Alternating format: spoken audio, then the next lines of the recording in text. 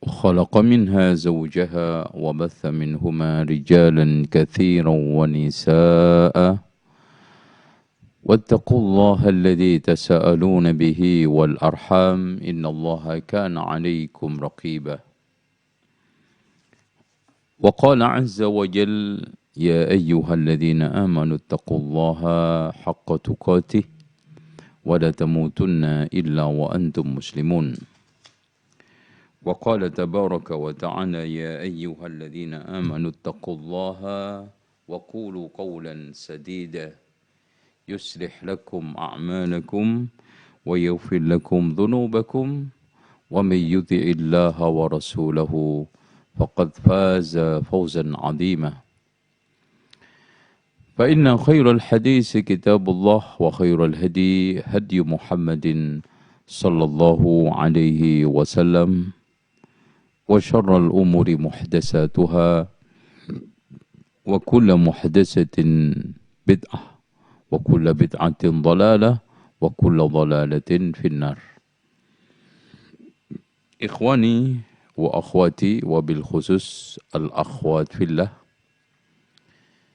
yang dikhususkan, diprioritaskan untuk mengikuti kajian ini. Kenapa? Karena sebagaimana yang dikatakan oleh sang penyair, al-ummu madrasatun in a'adattaha a'adatta sya'ban tayyibal a'raq. Ibu adalah laksana sekolah buat anak-anaknya.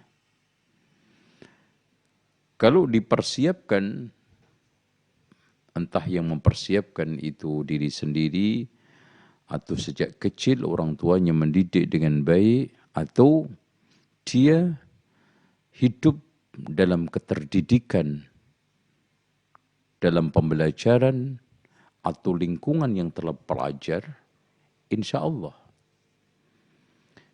Berarti kita telah menyiapkan kader-kader bangsa, generasi berlian, dan juga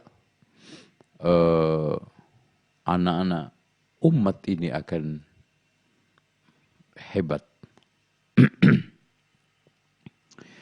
Wabil khusus di dalam masalah sholat.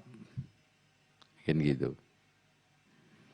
Makanya Imam Abul Faraj Ibnul Jauzi pertama utama di dalam kitab Ahkamun Nisa yang dia bahas, yang dia turunkan, yang dia tekankan adalah peran ibu di dalam mengajarkan anaknya atau mengajari anaknya sholat. Itu. Beliau menurunkan 3 teks hadis. Yang pertama adalah dari Amr bin Shu'aib an abihi an jaddihi qala Rasulullah sallallahu alaihi wasallam. Bismillah. Muru auladakum bis salati wa hum abna'u 7 sinin. Perintahlah anakmu untuk sholat ketika mereka umur 7 tahun. Wadribuhum 'alaiha, dan pukullah karena tidak melaksanakan sholat fi 10 aw wahum abna'u 10 sinin, ketika anak tersebut umur 10 tahun. Wa farriqu bainahuma fil madaji', dan pisahlah mereka di dalam tempat tidurnya. Sekecil apapun, seminim apapun rumah kita, Rasulullah tidak pernah memerintahkan untuk bikin kamar sendiri, tetapi untuk dipisahkan tempat tidurnya. Rasulullah sallallahu alaihi wasallam juga menegaskan, "Allimu auladakum as-salah." Ini hadis dari Abu Hurairah radhiyallahu an. Qala Rasulullah sallallahu alaihi wasallam, Allimu auladakum as-salata idza balagu 7 sinin. Perintahlah anakmu, ajarilah anakmu untuk salat ketika sudah sampai umur 7 tahun. Wadribuhum idza balagu 10. Dan pukullah ketika sampai umur 10 tahun. Wa farriqu bainahum fil madaji'. Pisahlah tempat tidurnya. Teks yang terakhir dari Abdul Malik ibnu Rabi ibnu Sabiro al-Juhani an abihi an jaddihi qala Rasulullah sallallahu alaihi wasallam idza balagha al-ghulam 7 sinin umira bis-shalah. Jika anak sudah sampai umur 7 tahun wajib diperintahkan salat. Fa idza balagha 10 duriba 'alaiha, kalau sudah sampai 10 tahun dipukul. Taib. Dari sinilah ada suatu ungkapan yang indah dari Abdullah ibn Umar mengatakan kepada seseorang, adib ibnak. Dari sini pentingnya ta'dib di dalam pendidikan. Dan puncak daripada ta'lim tarbiyah adalah ta'dib. Adib ibnaka, ajarilah anakmu adab. Fa innaka mas'ulun an waladika, kamu bertanggung jawab terhadap anakmu. Ma'allamtahu, selagi kamu ajari. Wa huwa mas'ulun an birrihi wa ta'ati laka, dia bertanggung jawab untuk birrul walidain dan mentaatinya. Artinya, ketika tarbiyah itu nyambung, maka tanggung jawab anak juga nyambung. Ketika tarbiyah itu teledor, maka di sini birrul walidain juga teledor. Al jaza'u min jinsil amal, balasan sepadan dengan perbuatan. Ketika kita teledor mendidik, ketika kita lalai di dalam mentakdib mereka, maka jangan salahkan kalau mereka itu lalai juga di dalam berbakti kepada kedua orang tua, terutama ibu.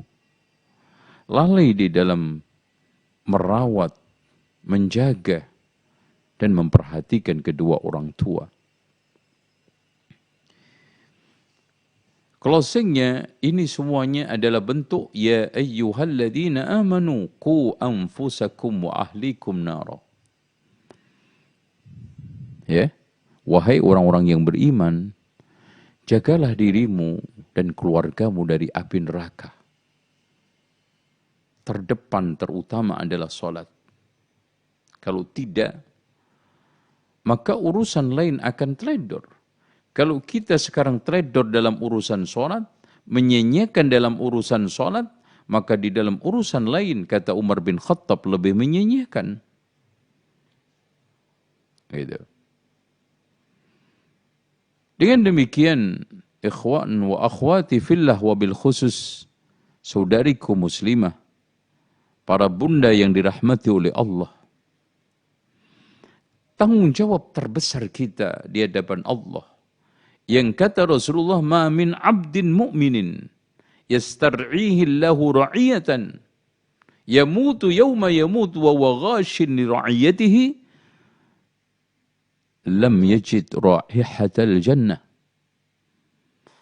Hamba mukmin mana saja ketika diberikan tanggung jawab oleh Allah Subhanahu wa taala, mati, dan ketika mati dia menipu tanggung jawabnya, maka dia tidak menemukan baunya surga, apalagi masuk surga. Suatu perkara yang berat, suatu kewajiban yang kalau kita teledor itu fatal. Satu tanggung jawab yang tidak ada tanggung jawab lebih besar melainkan muru auladakum bis salati wa hum abna'u 7 sinin wadribu 'alaiha wa hum abna'u 10 sinin wa farriqu bainahum fil madaji'.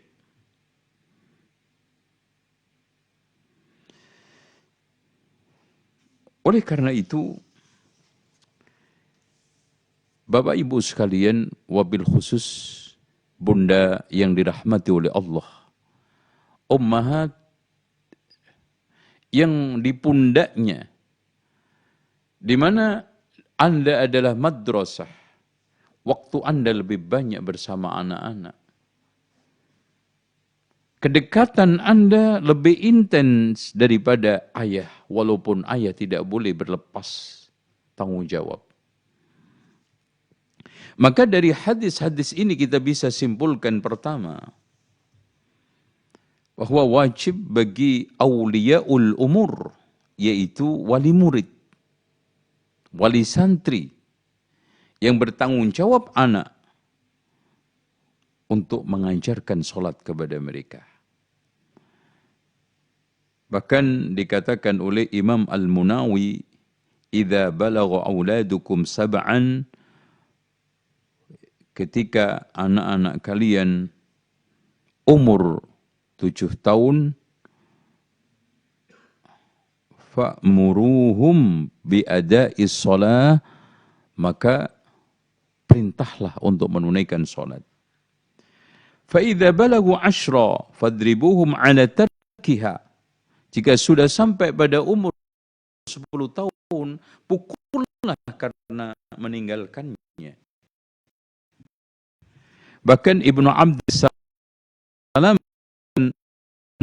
perintah ini ditekankan untuk wali murid, wali santri, orang tua. Tidak kepada anak, walaupun kenapa? Merekalah pusat tanggung. Merekalah yang harus perhatian kepada sholat atau tidak. Makanya yang diperintahkan adalah orang tua untuk supaya anaknya segera berlatih di dalam konteks tarbiyah mereka agar segera menunaikan sholat dalam konteks latihan, dalam konteks pembiasaan. Karena seorang ketika terbiasa dengan sesuatu sejak masa kecilnya, maka akan mudah ditunaikan masa-masa berikutnya, terutama masa dewasanya. Dan ketika sesuatu apalagi berat, tidak terbiasa di dalam masa kecilnya, kemudian dia baru diajari masa besarnya, maka akan mengalami kesulitan.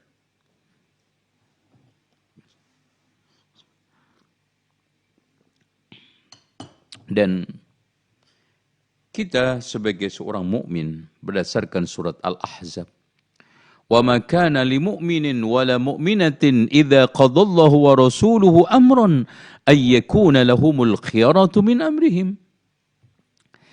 Dan tidaklah patut bagi seorang mukmin laki, suami, mukminah perempuan, yaitu istri, ketika Allah memerintahkan, Rasul memerintahkan suatu perintah, milih-milih dari perintah itu. Dan ketika kita sekarang ini bersikap ambigu, bersikap milih-milih, tidak tegas, tidak konsisten, maka dikatakan oleh Allah, "Wa may ya'sillaha wa rasulahu faqad dhalla dhalalan mubina." Makanya Imam Asy-Syafi'i menegaskan, "'alal aba'i wal ummahat," wajib bagi bapak dan ibu, an yu'addibu auladahum, untuk mentakdib anaknya, wa yu'allimuhumut taharah was salah, mengajarkan taharah dan salat. Ya. Dan perlu ditegaskan ini ikhwas sekalian, di sini ada beberapa hal yang ingin ana sampaikan, ya, bahwa perintah untuk sholat, ya, perintah untuk memulai anak kita melakukan sholat itu sejak 7 tahun, itu sejak kata para ulama, ya, menurut Imam Ibrahim An-Nakhai, itu sejak giginya sudah mulai rontok, ya, maksudnya berganti, ya, gigi susu, ya. Sementara Abdullah ibnu Umar sama Muhammad ibnu Sirin menegaskan ketika anak itu sudah mulai membedakan antara tangan kanan dengan tangan kiri. Gitu. Ini sudah harus kita perintahkan. Dan kedua-duanya adalah sesuatu konteks yang menunjukkan satu makna. Karena rata-rata gigi susu itu rontok atau berganti dengan gigi yang permanen itu umur 7 tahun. Makanya Abdullah ibnu Umar dan juga Muhammad ibnu Sirin menegaskan, perintahlah anakmu untuk sholat dan ajarilah tata cara taharah dan hal-hal yang terkait dengannya ketika dia sudah bisa membedakan antara tangan kanan dengan tangan kiri. Sama juga beda konteks kata Ibrahim An-Nakhai dan juga Ibnul Athir, perintahlah anakmu untuk sholat dan ajari segala sesuatu yang terkait dengan sholat, termasuk toharohnya, idza athgharu, ketika sudah mulai gigi susunya tanggal. Ya, dengan demikian, wa yadribuhum ala dzalika idza aqalu, dan dipukul ketika sudah mulai berakal, dan itu 10 tahun. Faman ihtalama aw hadha aw istakmala 15 sanatan lazimahul fard. Barang siapa yang sudah mimpi basah atau sudah haid atau sudah sempurna umur 15 tahun, maka wajib melakukan sholat. Kewajiban itu sudah tersematkan secara pribadi, tanggung jawab pribadi kalau sudah balik. Ditegaskan juga oleh Imam Ibnu Qudamah yang menukil dari Imam Al-Qadhi, yajibu ala waliyis sabi. Jadi perintah itu konteksnya adalah wajib. Bukan aja sekedar anjuran, bukan hanya sekedar tambahan kerjaan. Bahkan dikatakan oleh para ulama, di antaranya Al-Qadhi, yajibu ala waliyis sabi ayyu'allimahu at-taharah was-salah idza balagha 7 sinin. Jadi wajib bagi waliul amri, maksudnya wali murid, untuk mengajarkan kepada anaknya taharah dan salat ketika sudah sampai umur 7 tahun. Wa ya'muruhu biha, diperintahkan untuk salat. Wa yu'adzibu 'alaiha, dita'dib, alias diberikan punishment dan juga diberikan semacam reward. Ta'dib itu isinya itu. Kalau salah dikasih punishment, kalau sekarang benar, baik diberikan reward. Idza balagha 10 sinin. Imam An-Nawawi malah merinci di dalam kitabnya Majmu' Syarah Muhaddab, wa hadzal amru wad-darbu, perintah dan pukulan itu wajibun 'alal wali, wajib bagi waliul amri, bagi wali murid. Sawa'an kana aban aw jaddan aw sabiyan aw qayyiman min jihadil qadi.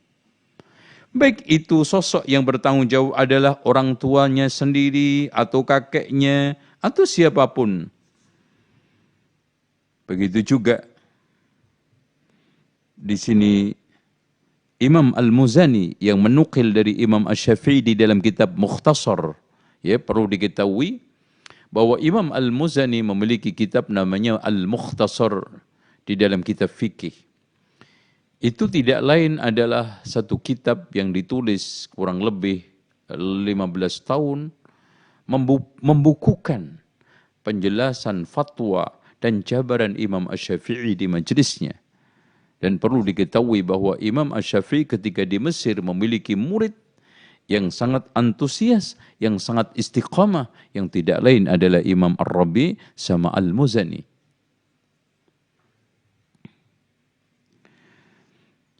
Dalilnya dan Mukhtasar ini akhirnya diringkas oleh Al-Juwaini, yaitu Abdullah bin Yusuf Al-Juwaini yang memiliki anak Abdul Malik bin Abdullah bin Yusuf Al-Juwaini yang tidak lain adalah Imamul Haramain, yang tidak lain adalah gurunya Imam Al-Ghazali, ya. beliau mencoba untuk mengikhtisar lagi. Dari ikhtisar inilah keluar, diikhtisar lagi oleh Imam Al-Ghazali dengan kitab Al-Khulasah. Dengan demikian, ada kesalahan kesimpulan di antara sebagian orang bahwa Al-Khulasah yang ditulis oleh Imam Al-Ghazali ini adalah ikhtisarnya dari kitab Al-Wajiz. Tidak.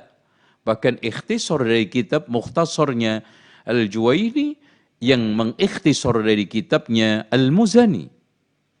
Kalau Al-Wajiz itu ikhtisarnya dari kitab Al-Wasit, Al-Wasit ikhtisarnya dari kitab Al-Basit. Ya.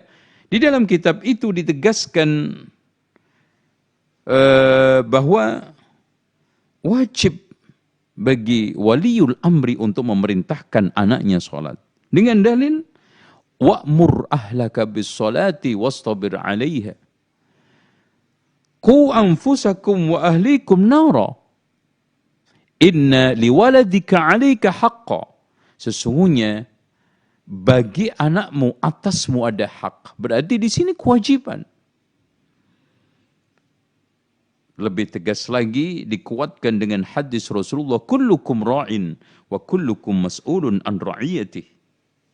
Wal rajulu ra'in fi ahlihi wa mas'ulun an ra'iyatih.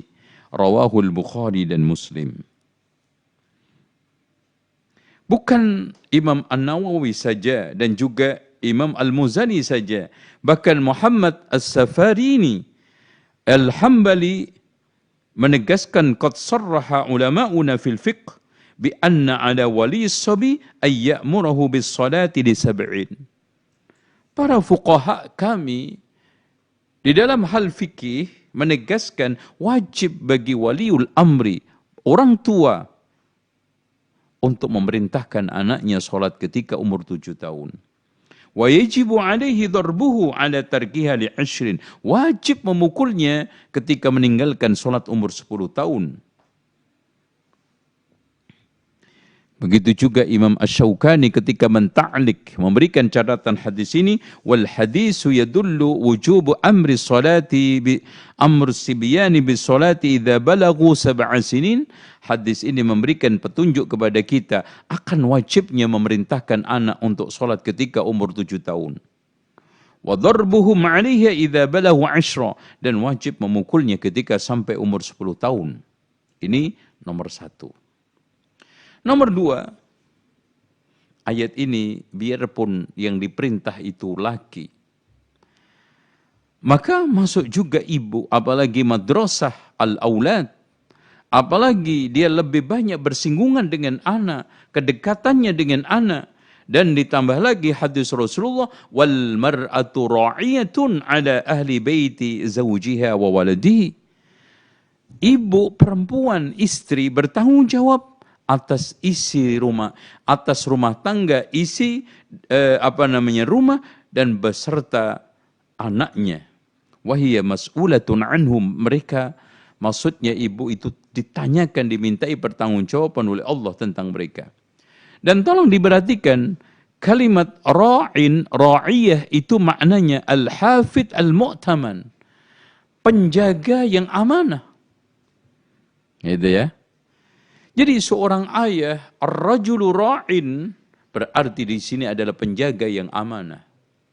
Wal mar'atu ra'iyatun, berarti dia adalah penjaga yang amanah, terutama menjaga isi rumah suaminya, menjaga eksistensi kehormatannya, dan menjaga anaknya, terutama menjaga keakhiratannya, keagamaannya.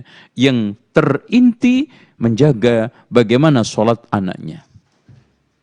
Jadi setiap hari dipantau, setiap hari dididik, setiap hari ditakdib, dan setiap hari dikontrol. Coba bayangkan, jangankan anak orang lain, Rasulullah SAW ketika Ibnu Abbas yang ketiga itu umur baru 6-7 tahun, bertamu ke Rasulullah ke rumah bibiknya Maimunah. Karena Rasulullah SAW datang ke rumah kemalaman, Ibnu Abbas tertidur. Apa yang dilakukan oleh Rasulullah SAW? Apakah cepat-cepat memberikan oleh-oleh? Apakah cepat-cepat membangunkan untuk diajak makan? Tapi yang ditanyakan oleh Rasulullah SAW, asallal ghulam, apakah anak ini sudah sholat? Allahu Akbar. Itulah sehingga tarbiyah mereka itu jadi. Itulah sehingga generasi-generasi yang dilahirkan oleh salafun soleh itu kokoh. Karena skala prioritas itu ditekankan kepada akhirat, ditekankan kepada akidah. Coba bayangkan Ummu Sulaim. Ketika sudah sadar dan mengetahui Islam, suaminya tidak. Apa yang dia lakukan pertama kali? Diajarkan kepada Anas ibnu Malik. Asyhadu an la ilaha illallah. Bahkan ketika itu bapaknya marah. Ini suaminya marah. Tapi konsistensi Ummu Sulaim, keteguhan Ummu Sulaim dan kepahaman Ummu Sulaim tetap mendidik Anas ibnu Malik dengan mengajarkan la ilaha illallah. Dari sini, akhwat fillah, ibunda sekalian, yang pertama kali kita ajarkan secara abstrak, secara i'tiqad adalah kalimat-kalimat la ilaha illallah. Secara praktek adalah salat. Kalau anak sudah kita latih sejak dini untuk melafadzkan la ilaha illallah, kemudian pelan-pelan kita pahamkan artinya, maknanya, kemudian kita lanjutkan memahamkan konsekuensi la ilaha illallah, lalu prakteknya didukung dengan sholat, maka 7 tahun anak itu sudah kuat. Makanya perhatikan bagaimana kekuatan kepribadian para sahabat. Umur 14 tahun itu sudah matang. Bagaimana Ibnu Umar sudah mengajukan diri untuk mengikuti perang, menjadi tentara. Begitu juga sahabat-sahabat yang lainnya. Abdullah ibnu Zubair, Abdullah ibnu Amr bin As. Dan bandingkan dengan generasi sekarang. Apalagi umur 14 tahun, umur 20, umur 25 pun masih kita tidak melihat kematangan dan kepribadian yang kokoh. Dan sosok yang bertaji, yang memiliki satu mental yang kokoh kuat. Kenapa? Karena ini semuanya adalah pengaruh pendidikan. Kemudian yang ketiga, perintah yang aulad itu anak laki, ini tidak menafikan juga anak perempuan. Bahkan Rasulullah SAW mengkhususkan perempuan itu di dalam banyak hadis, ya. Di antaranya adalah man 'ala jariyataini hatta balagha. Siapa yang bertanggung jawab atas anak perempuan 2 sampai balik, ana wa huwa fil jannati hakadha, saya dengan dia di surga seperti 2 jari ini. Kemudian yang keempat, hikmah daripada perintah tersebut adalah yang tadi, hikmahnya adalah tarbiyah. Islam menekankan pada tarbiyah untuk anak. Islam menekankan perintah kewajiban untuk orang tua. Maka bagi orang tua kewajiban untuk memerintahkan anak sholat, sementara sekarang anak kewajiban untuk ditarbiyah. Sehingga dari situ terjadi pembiasaan, terjadi keakraban, dan yang tidak kalah pentingnya adalah adaptasi. Dari mulai wirawiri ke masjidnya, adaptasi di dalam menunaikan sholatnya, adaptasi dengan bacaan-bacaannya, adaptasi dengan tata caranya, adaptasi dengan hal-hal yang terkait dengan sholat sejak kecil.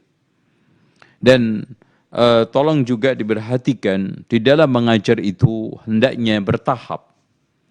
Ya, tidak boleh sekaligus. Makanya pendidikan itu, tarbiyah adalah menghantarkan anak secara bertahap untuk menyempurnakan sesuatu, untuk meraih tujuan dan harapannya. Jadi tarbiyah itu adalah proses. Tarbiyah itu merupakan suatu hal yang membutuhkan waktu. Jadi tidak seperti balik tangan, kita tidak bisa serta-merta.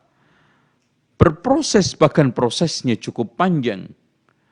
Dengan demikian orang tua ketika sekarang ini menjalankan tarbiyah, pendidikan anak, pembiasaan sholat, jangan cepat-cepat kita itu menunggu hasil.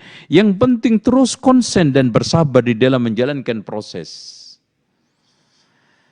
Ya, dari mulai mengajari tata cara wudhu, tata cara mandi junub, kemudian tata cara sholat.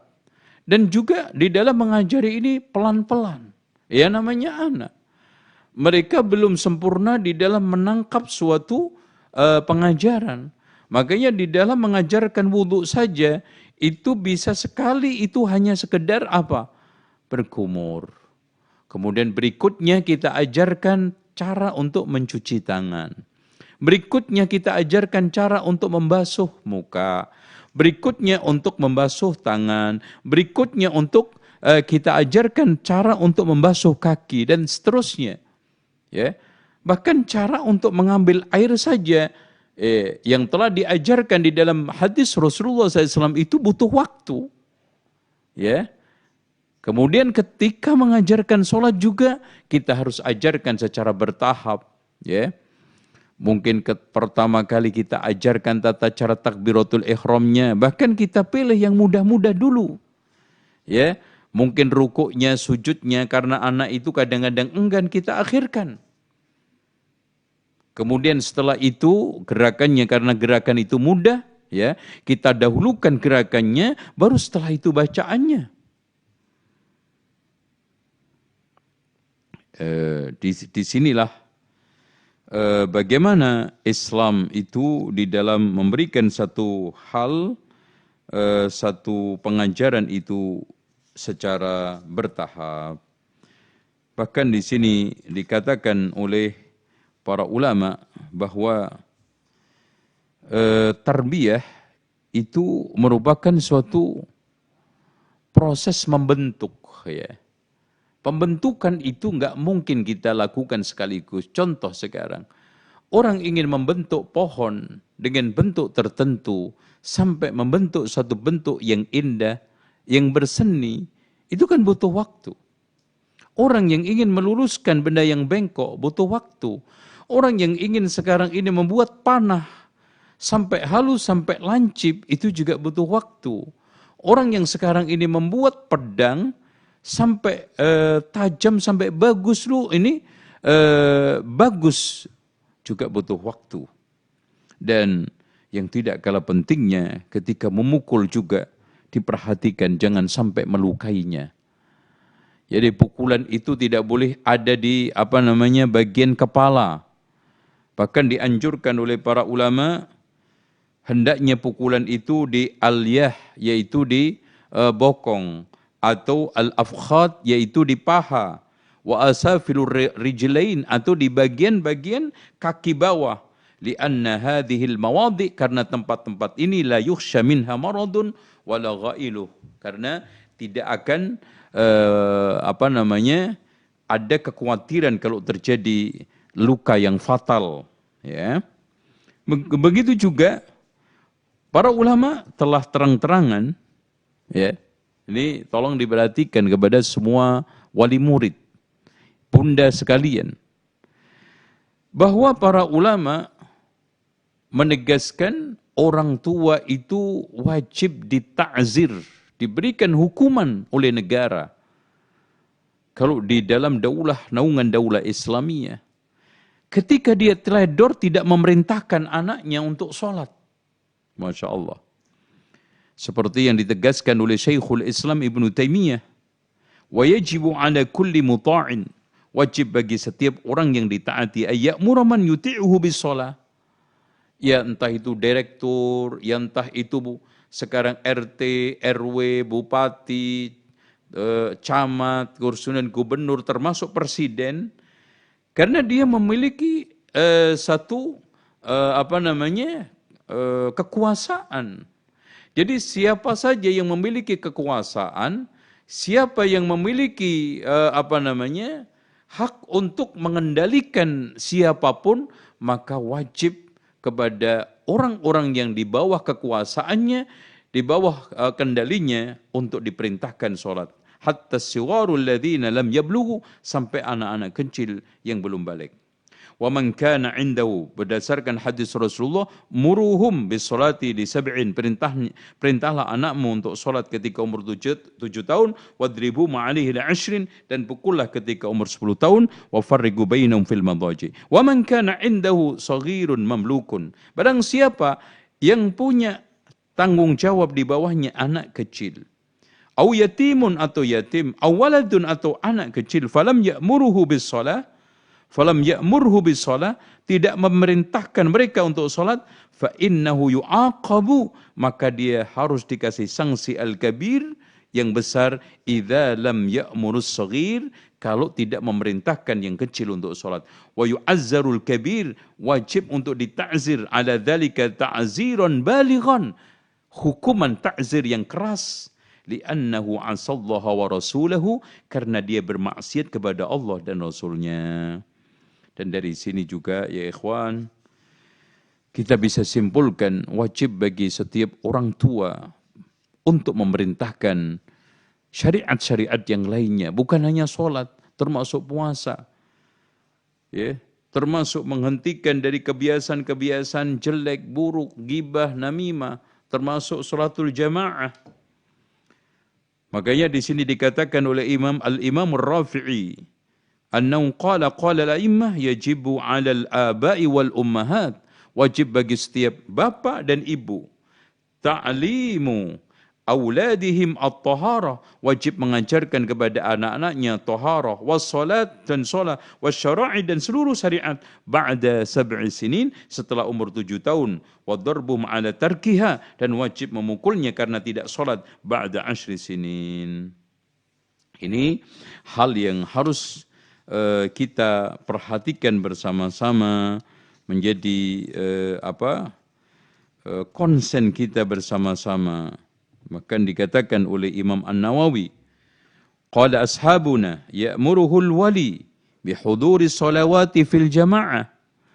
Wali murid, wali santri, orang tua wajib memerintahkan anaknya untuk hadir ke dalam salat jamaah, wa bisiwaki, dan siwak, wasairil wadhaif ad-diniyah, dan tugas-tugas agama yang lainnya, wa yu'arrifu tahrim az-zina, kita harus kenalkan kepada mereka haramnya zina, wal liwad, dan juga LGBT, yang tidak lain adalah homoseksual dan lesbi, wal khamr, dan khamr, wal kadhiba, dan dusta, wal ghibah, dan ghibah, wasyibhaha, dan akhlak-akhlak yang serupa. Ini wajib kita kenalkan kepada anak-anak kita.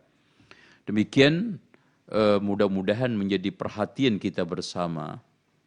Mudah-mudahan menjadi konsen kita di dalam mentarbiyah anak-anak kita. Sungguh sangat dosa bapak-bapak sekalian, ibu-ibu sekalian wabil khusus yang mengikuti kajian ini. Kita sudah ajarkan kepada anak kita silat, tapi belum kita ajarkan kepada anak kita sholat. Bagaimana kita berharap mampu memukul anak umur 20 tahun, kalau Anda tidak berani mukul umur 10 tahun? Bagaimana kita itu bisa mengeluarkan uang berjuta-juta untuk memintarkan anak kita tentang ilmu matematika, ilmu eksak, ilmu iptek, tetapi kita bakhil dan enggan serta berat hati mengeluarkan biaya untuk mendidik anak kita sholat. Perlu diketahui bahwa memerintahkan anak kita sholat, mengajarkan anak-anak kita sholat, merupakan kewajiban agama yang paling penting, yang paling krusial. Sampai Syekhul Islam Ibnu Taimiyah tadi, wajib bagi penguasa muslim untuk mentakzir orang tua, wali-wali murid, wali-wali santri yang teledor, tidak mengajarkan kepada anaknya sholat, tidak memerintahkan kepada anaknya sholat.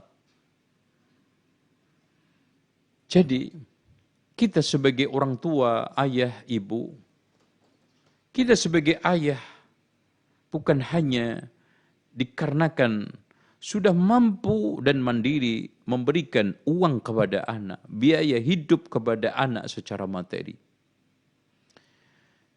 Kita dikatakan sebagai seorang ibu bukan karena kita telah bisa melahirkan anak dengan selamat, dengan biaya yang mahal, di rumah sakit yang bergengsi, dengan kelas yang VIP. Tapi kita dikatakan ayah yang benar-benar ayah. Ibu dikatakan betul-betul ibu. Setelah bisa menyelamatkan, ya ayyuhalladzina amanu, qu anfusakum wa ahlikum, buah hati kita dari neraka.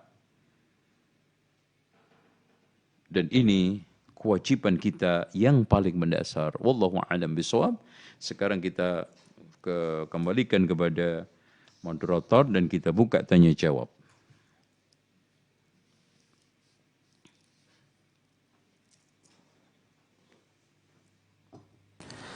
Ikhwani wa akhwati fillah, azani Allah wa iyyakum. Alhamdulillah telah kita simak dan dengarkan bersama ilmu yang telah disampaikan oleh guru kita Al-Ustadz Zainal Abidin LCM Hafizahullah.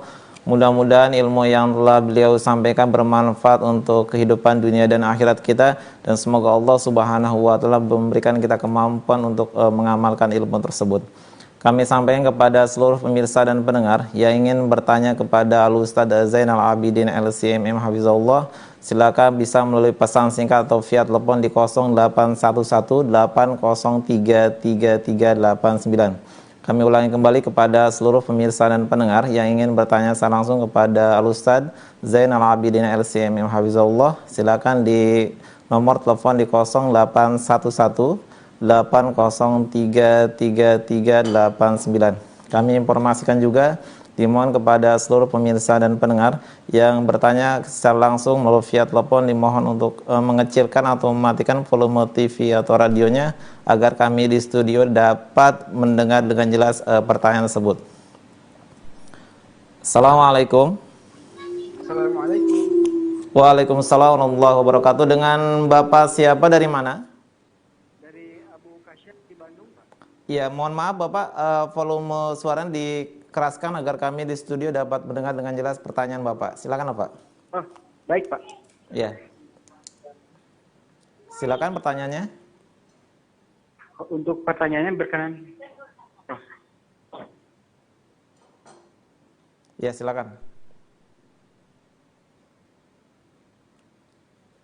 Ya, mohon maaf Bapak, terputus. Kami informasikan kembali kepada seluruh pemirsa dan pendengar yang ingin bertanya secara langsung kepada Al-Ustadz melalui via telepon di 0811-803-3389. Kami ulang kembali kepada seluruh pemirsa yang ingin bertanya secara langsung kepada Al-Ustadz Zainal Abidin LCM Hafizahullah di nomor telepon di 0811-803-3389. Assalamualaikum.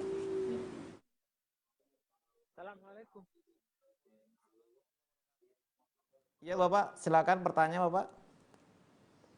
Assalamualaikum warahmatullahi wabarakatuh. Waalaikumsalam warahmatullahi wabarakatuh. Ya, silakan Bapak pertanyaannya. Apakah usia 7 tahun itu menjadi batas untuk kita mulai membawa anak kita ke masjid? Nah, karena sebelum itu usianya sering kalau dibawa itu main-main di masjid, ribut gitu loh. ya.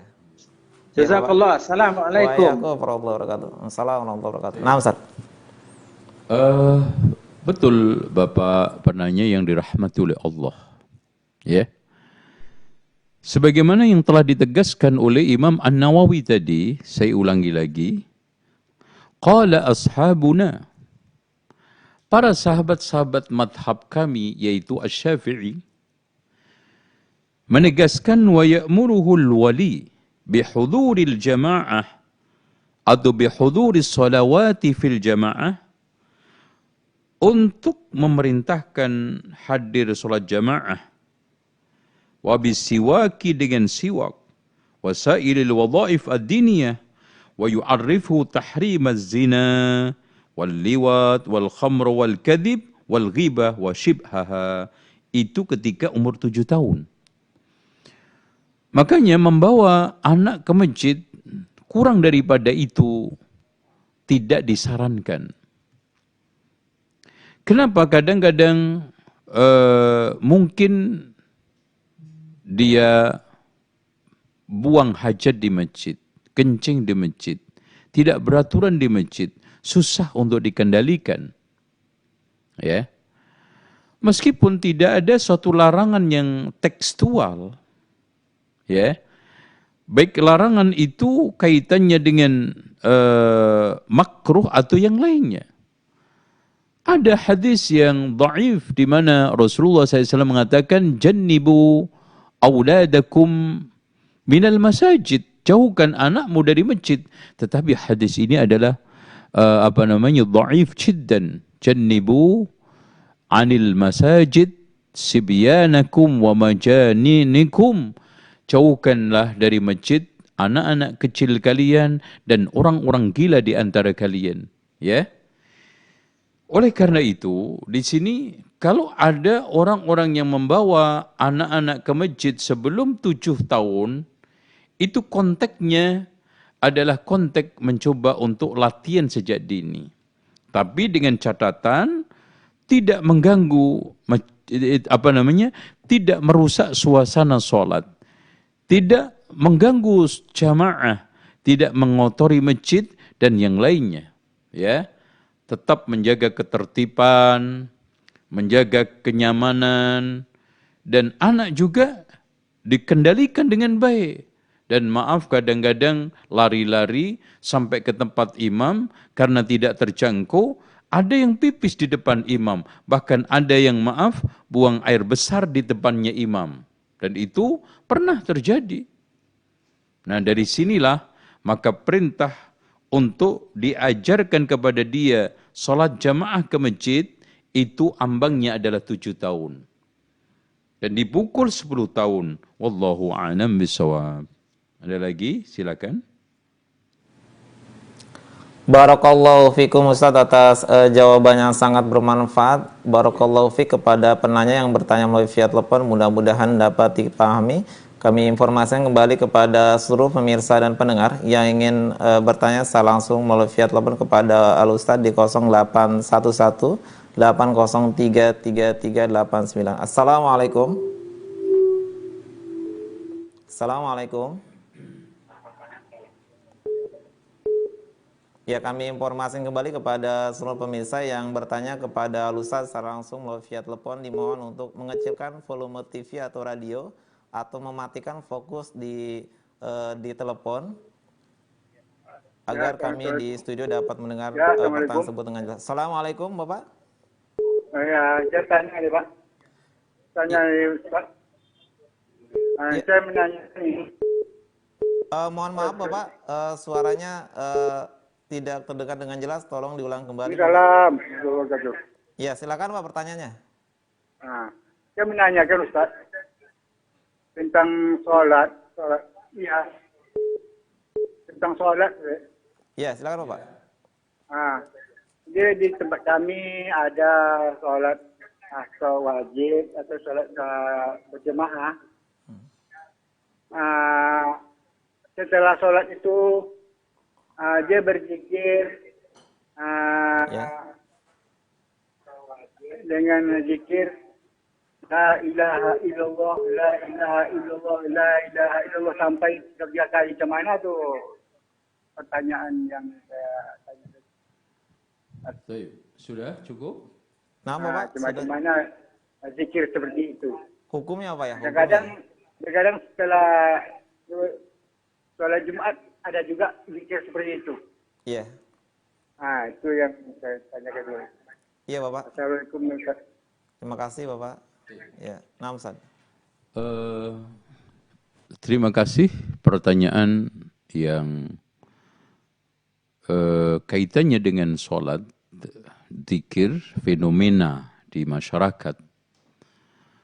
Di antara mereka setelah sholat membaca zikir-zikir yang tidak dianjurkan oleh Rasulullah.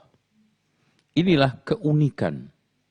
Kalau kita tidak bisa katakan keanehan umat sekarang. Jadi menjalankan yang tidak diperintahkan, meninggalkan yang diperintahkan. Ini persis gambaran dari firman Allah. Sa'asrifu an ayati alladhina yatakabbaruna fil ardi Ya, bighairil haq, ya. Akan aku palingkan dari orang-orang yang sombong di muka bumi ini untuk sombong menolak kebenaran. Sikap mereka, wa iyyarau kulla ayatin la yu'minu biha. Ketika dia mendapatkan ayat-ayat yang hak, ketika mereka mendapatkan kebenaran, mereka tidak beriman. Wa iyyarau sabila rusydi la yattakhiduhu sabila. Ketika dia mendapatkan jalan yang lurus, tidak dijadikan jalan. Tapi anehnya, wa iyyarau sabilal ghayyi yattakhiduhu sabila. Ketika dia mendapatkan jalan yang bengkok, dia jadikan sebagai jalan hidup, sebagai ajaran, sebagai tempat untuk bersungguh-sungguh di dalam menempuhnya. Sabil. Ya. Dan inilah kenyelenehan, keanehan manusia sepanjang masa. Sejak zaman Rasulullah SAW menyampaikan dakwah hingga sekarang ila yaumil qiyamah. Ya. Zikir yang diajarkan oleh Rasulullah SAW itu cukup jelas. Kita mudah dapatkan di dalam kitab-kitab yang menyebar di kalangan awam. Di toko-toko buku, bahkan ketika haji umroh dibagikan secara gratis. Dan mudah untuk dihafal. Tapi yang diperintahkan oleh sunnah Rasulullah SAW diabaikan, bahkan dicibirkan, sementara yang tidak diajarkan oleh Rasulullah SAW dibela mati-matian. Dan ini adalah penyakit umat zaman akhir, seperti yang dikatakan oleh Syekh Abdurrahman Al-Yamani di dalam kitab Al-Qa'id fi Tashihil Aqa'id. Ada 5. Penyakit yang pertama adalah dha'fut tahsil, lemahnya di dalam menghasilkan ilmu-ilmu agama. Lemahnya mereka di dalam mencari ilmu agama, belajar ilmu agama. Ini nomor 1. Dan kita temukan di mana-mana sekarang ini. Sebetulnya pengajaran agama itu mudah. Di mana-mana disampaikan, dengan gampang kita mendapatkan. Tetapi kenapa banyak orang yang jahil terhadap agama? Karena enggan belajar. Dha'fut tahsil. Dan yang lebih parah lagi adalah tahsilud dha'f. Ya. Dha'fut tahsil, lemah di dalam mencari ilmu agama. Nah, yang parah ini menghasilkan sesuatu yang lemah. Artinya, dia di antara mereka mencari ilmu, tetapi mendapatkan dalil-dalil yang lemah, ajaran-ajaran yang tidak benar, dan Masya Allah, keyakinan-keyakinan yang menyimpang. Dua-duanya ini menghasilkan sesuatu penyimpangan. Yang kedua adalah meyakini sesuatu yang bukan bagian dari agama, alias sesuatu yang menjadi bagian agama tidak diyakini, diabaikan, dicibirkan, yang bukan bagian agama malah diyakini, dibela mati-matian. Coba saya tanya aja kepada Bapak Ibu sekalian di forum ini, di TV ini, dan jawabannya adalah diresapi. Di kalangan awam, tinggian mana, besaran mana, beratan mana, antusias mana, membela jamaah masjid yang hilang dengan beduk yang hilang. Artinya kalau seandainya ada di suatu masjid beduknya hilang, bagaimana reaksi umat? Bagaimana reaksi pengurus masjid? Bahkan sekampung, bahkan bisa masuk sosmed, bahkan bisa masuk berita. Tapi subhanallah, berpuluh-puluh jamaah masjid hilang. Bahkan di antara mereka sudah tidak sholat lagi. Tidak pernah dihebohkan. Coba. Bagaimana kita menghukumi sesuatu? Ya. Kemudian yang ketiga adalah menjadikan hawa nafsu dan perasaan itu sebagai rujukan kebenaran. Ini kelemahan umat zaman sekarang. Jadi perasaan dan hawa nafsu itu dijadikan dasar agama. Sehingga banyak di dalam beragama itu baper. Tidak sanggup berdialog. Bahkan ketika ada polemik yang kaitannya dengan jawab-menjawab, bantah-membantah di dalam keagamaan seseorang, dan itu tradisi umat-umat sebelumnya, Imam Syafi'i membantah pendapatnya Imam Malik. Imam Ahmad membantah pendapatnya Imam Asy-Syafi'i. Bahkan murid-muridnya membantah dengan sopan santunnya pendapat-pendapat yang salah gurunya. Tidak ada soal. Tapi coba sekarang ini, ketika kita mencoba untuk meluruskan pendapat satu tokoh, dinyatakan itu sebagai suatu yang keliru. Kenapa? Karena beragama dasarnya perasaan. Itu nomor 3. Nomor 4. Nomor 4 adalah dia mencoba untuk melawan, memusuhi siapa saja yang tidak sependapat dengan keyakinan, benar atau salah.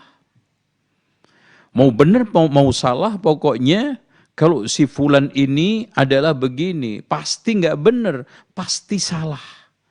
Padahal belum tentu. Bahkan pihak yang disalahkan, pihak yang disesatkan itu membawa kebenaran. Nah, ini yang menjadi persoalan berat. Nah, yang kelima, ini kita temukan banyak di kalangan masyarakat. Banyak kita temukan di kalangan umat, kebenaran itu digantungkan kepada tokoh. Kebenaran itu digantungkan kepada sosok. Harusnya kenalilah, atau kita bisa katakan, kenalilah orang itu karena dia benar. Ikutilah orang karena dia benar. Jangan mengikuti kebenaran karena orang. Kenalilah kebenaran, kamu akan kenal siapa yang benar. Artinya ikuti orang karena dia itu sesuai dengan dalil. Sesuai dengan kebenaran yang datang dari Al-Quran dan Sunnah. Jangan mengikuti kebenaran karena orang. Karena omongan fulan pasti benar. Karena sekarang pendapat fulan pasti benar. Tidak mencoba untuk meng-cross-check kebenaran secara objektif. Makanya kata Ali bin Abi Thalib, kenalilah kebenaran, belajar dengan baik, maka kamu akan kenal siapa yang benar. Maka proses belajar itu harusnya mencari kebenaran dulu dengan sungguh-sungguh, kemudian meyakini. Jangan dibalik, yakin dulu baru mencari. Ini akan fanatis, ini akan sulit. Membuka diri kepada kebenaran yang dia kenali, ketahui, dan dia dapatkan. Wallahu a'lam bishawab. Dengan demikian, zikir setelah sholat dengan la ilaha illallah, bahkan dibarengi dengan gedek-gedek, belum kita dapatkan asar praktek dari khairun nasi qarni, sebaik-baik manusia adalah pada zamanku, summal ladzina yalunahum, kemudian setelahnya summal ladzina yalunahum. Salat telah dilakukan berpuluh-puluh tahun oleh Rasulullah. Dilanjutkan Abu Bakar, Umar, Utsman, Ali. Dilanjutkan pada Daulah Umayyah Abbasiyah. Belum kita temukan di khairul qurun, mereka melakukan salat, zikir dengan la ilaha illallah sekian kali, dengan menggeleng-gelengkan kepala. Dan kita sampai kepada satu putusan, alaikum bisunnati wa sunnatil khulafair rasyidin, yang ada contohnya, yang ada prakteknya, yang ada landasannya kita lakukan, maka yang tidak kita jauhkan. Adapun yang mereka pakai afdhalud dzikri la ilaha illallah wa afdhalud du'a alhamdulillah, satu hadis hasan yang dikeluarkan oleh Imam At-Tirmidzi, maka itu suatu hal yang tidak menjadi dasar, tidak bisa menjadi patokan.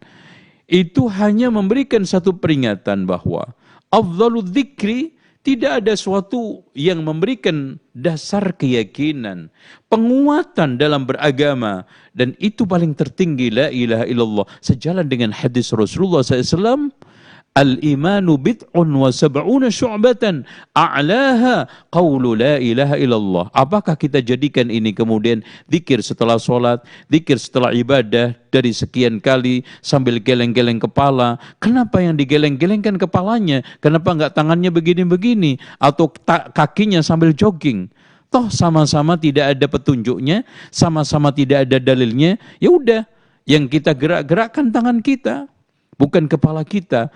Kalau memang begitu, rujuk kembali kepada salafun salih yang dikatakan oleh Abu Hamid Al-Ghazali di dalam kitab Iljamul Awam an Ilmil Kalam, madhabul haq di dalam beragama adalah madhabus salafis salih wa humut sahabah wa tabi'un, wallahu a'lam bissawab. Barakallahu fikum Ustaz atas jawaban yang sangat bermanfaat. Demikian jawaban kepada penanya melalui via telepon, mudah-mudahan dapat dipahami.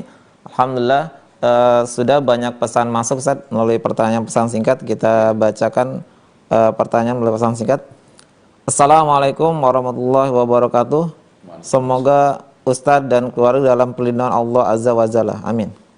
Izin bertanya, putri saya usia 11 tahun, sering sholatnya bolong-bolong. Sering kami ingatkan, bahkan pernah kami percikan air di mukanya kalau putri saya malas bangun sholat subuh. Tapi akhirnya putri saya marah dan tantrumnya keluar. Putri saya marahnya meledak. Pernah dipukuli sama ayahnya di bagian kaki tapi masih belum jera. Bahkan saat kami bawa ke psikolog, putri saya bilang ayahnya jahat, pernah memukul. Maaf, kami bawa ke psikolog karena sering ambil uang di dompet kami tanpa izin. Padahal kami sudah sampaikan bahwa ambil uangnya itu haram, dosa. Tapi kelakuannya masih belum berubah. Mohon tausiahnya Ustaz untuk kami. Syukron, jazakallahu khairan. Nah, Ustaz. Baik. Kembali lagi saya ingatkan kepada kaum muslimin. Jangan kita rela keluar keringat. Rela mengorbankan tenaga. Rela kehilangan harta benda hanya untuk urusan dunia. Kita lebih rajin mengajak anak jalan-jalan ke tempat wisata dengan biaya yang cukup mahal. Kita lebih senang mengajak anak-anak kita, keluarga kita ke tempat perbelanjaan. Kita lebih suka menyisihkan waktu untuk tujuan-tujuan kelezatan dunia. Tapi kita berat hati mendoakan anak-anak kita supaya menjadi anak-anak yang baik dan soleh. Kita jarang sisihkan waktu kita untuk mengangkat tangan di antara azan dan qomat untuk berdoa. Dan jarang sujud kita, tasyahud kita manfaatkan untuk mengadu, untuk mengetuk pintu Allah agar anak-anak kita berubah.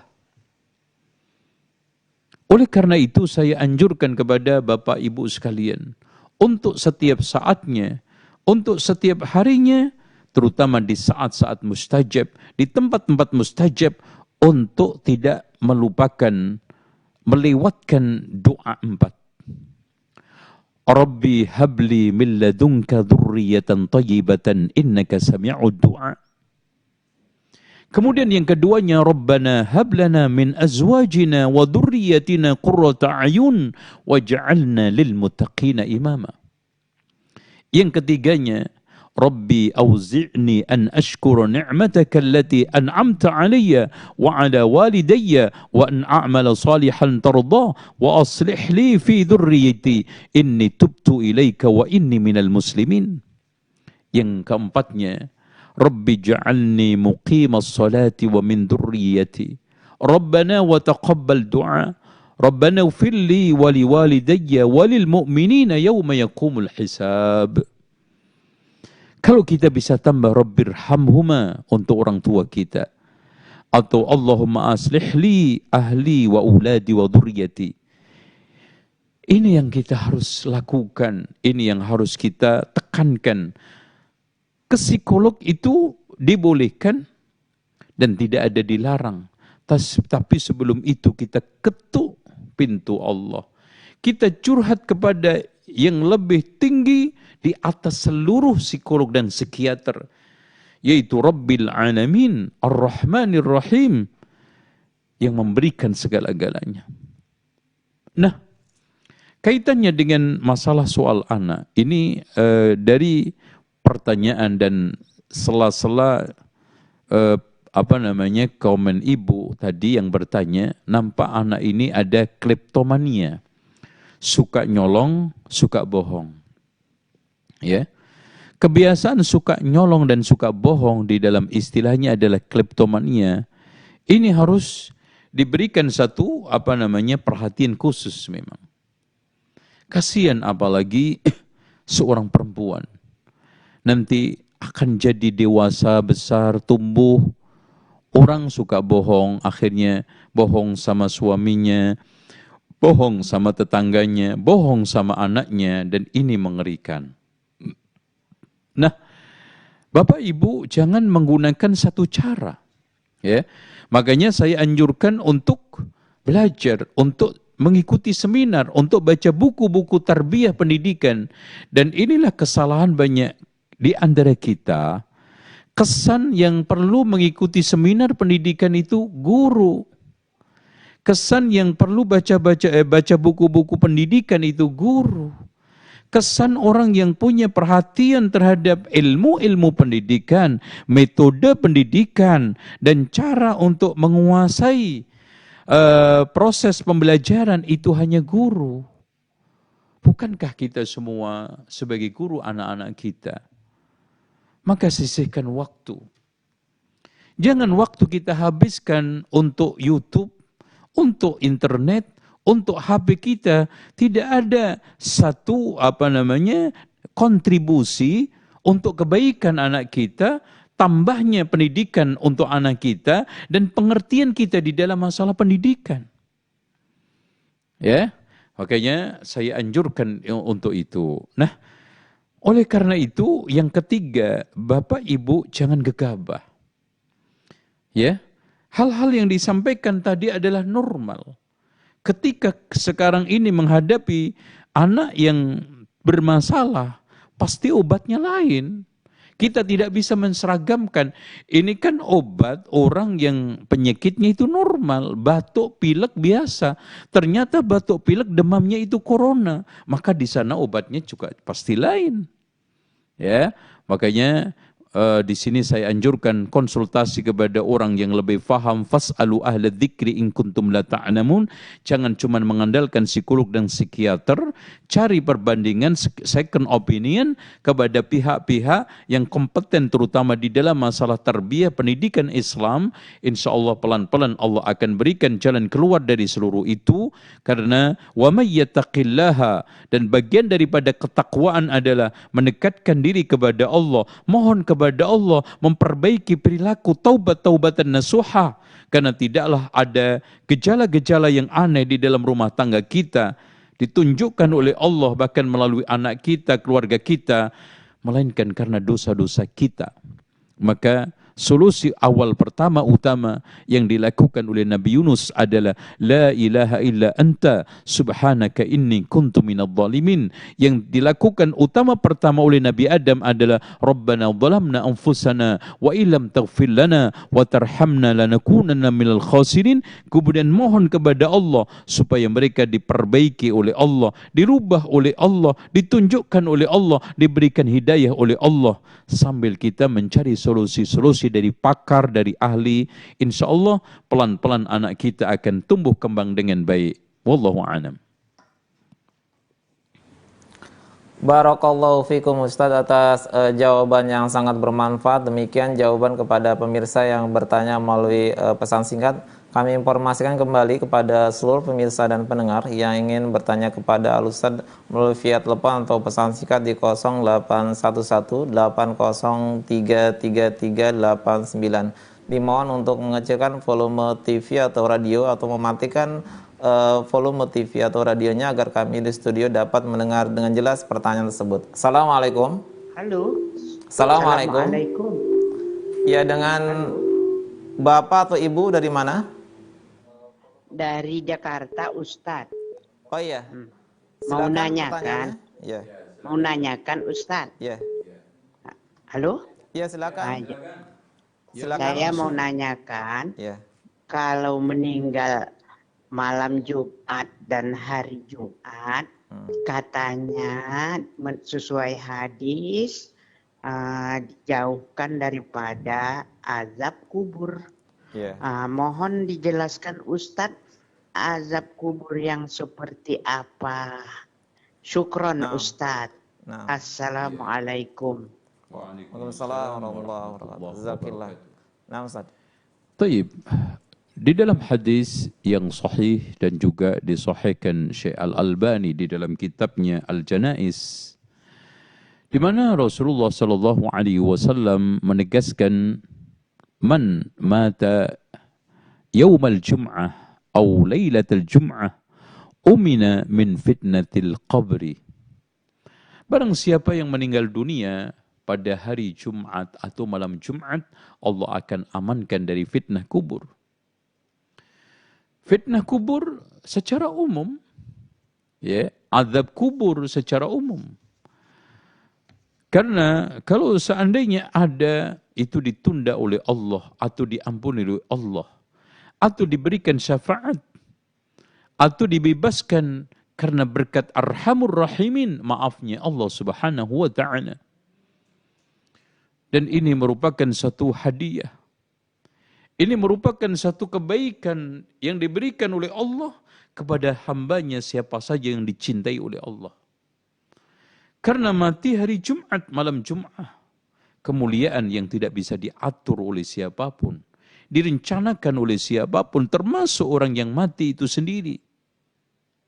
Dan ini adalah bagian daripada tanda-tanda husnul khatimah. Meskipun di sana banyak tanda-tanda husnul khatimah. Orang wafat mati dengan mengucapkan la ilaha illallah, husnul khatimah. Orang yang mati syahid, husnul khatimah.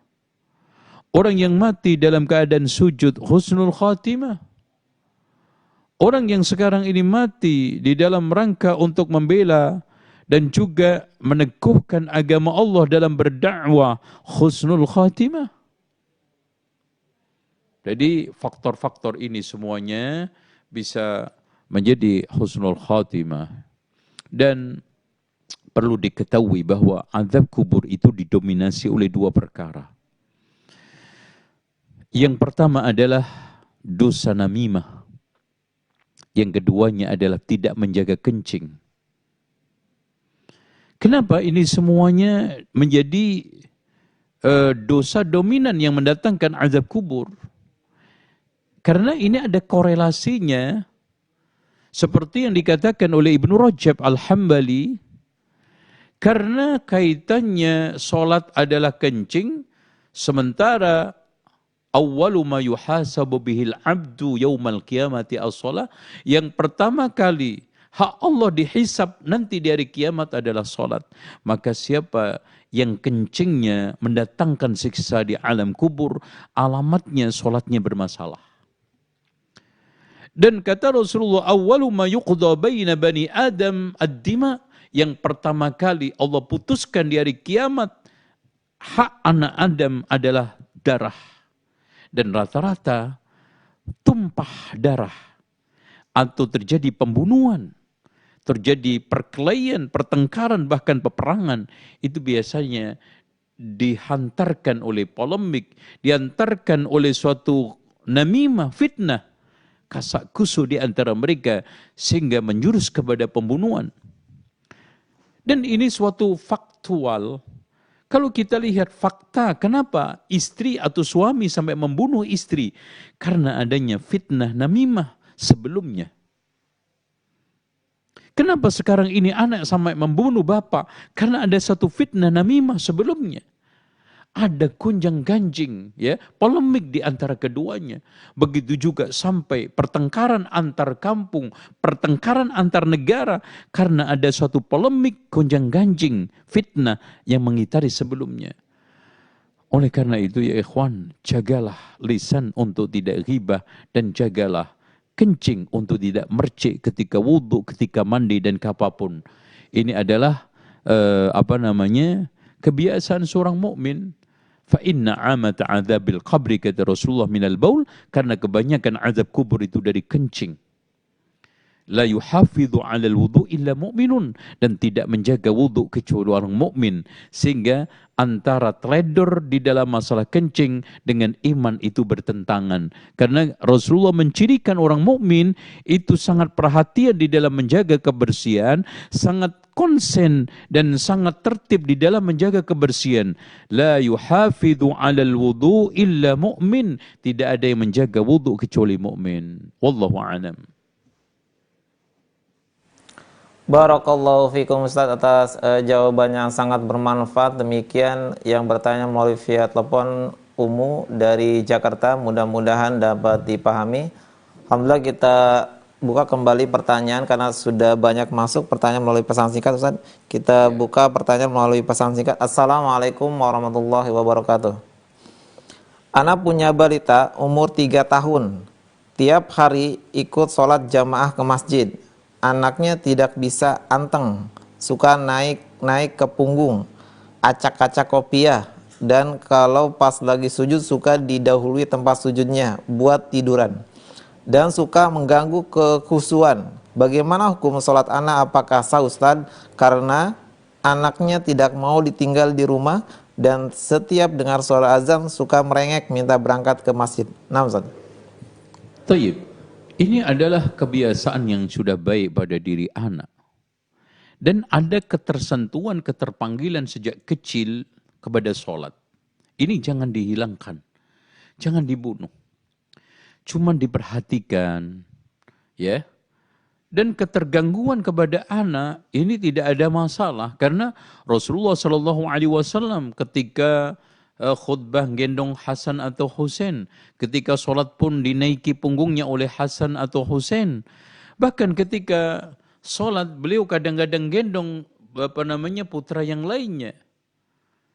Kan Rasulullah SAW mengatakan bahwa pernah aku ingin berlama-lama di dalam sholat, kemudian saya percepat karena tangisan seorang bayi yang bersama ibunya.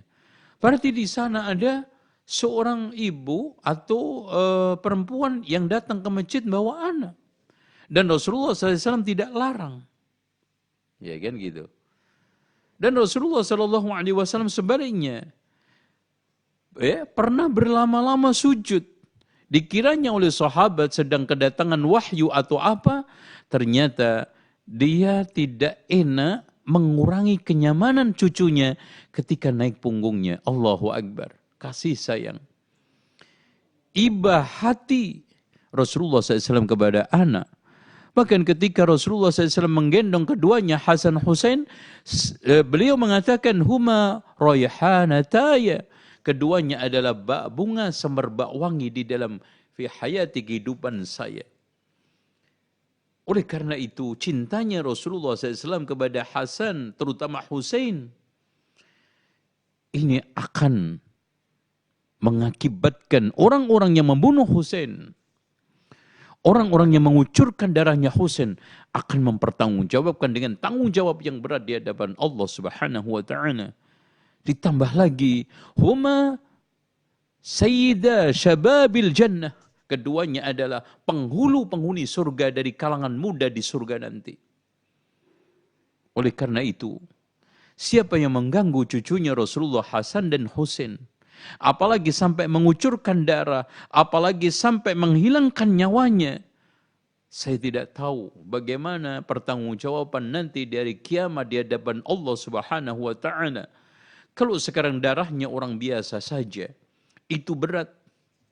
Bahkan kata Rasulullah sallallahu alaihi wasallam, la yazalur rajulu, tidaklah seorang itu baik-baik di dalam agamanya, di dalam kehidupannya, malam yusib daman muharrama, selagi dia tidak mengucurkan darah yang diharamkan oleh Allah Subhanahu wa Ta'ala. Wallahu a'lam bishawab.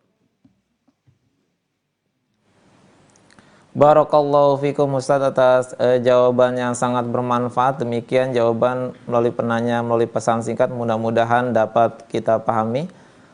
Kami berikan kembali kesempatan kepada seluruh pemirsa dan pendengar yang ingin bertanya langsung kepada Ustaz melalui via telepon di 0811 8033389. Ya Ustaz, kita buka pertanyaan kembali melalui pesan singkat karena sudah banyak yang masuk.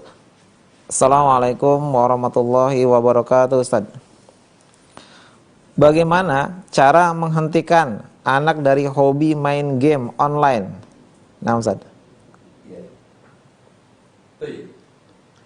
Masalah game online dan masalah game secara umum Ini kalau kita biarkan pada anak kita adalah kiamat sukhrah.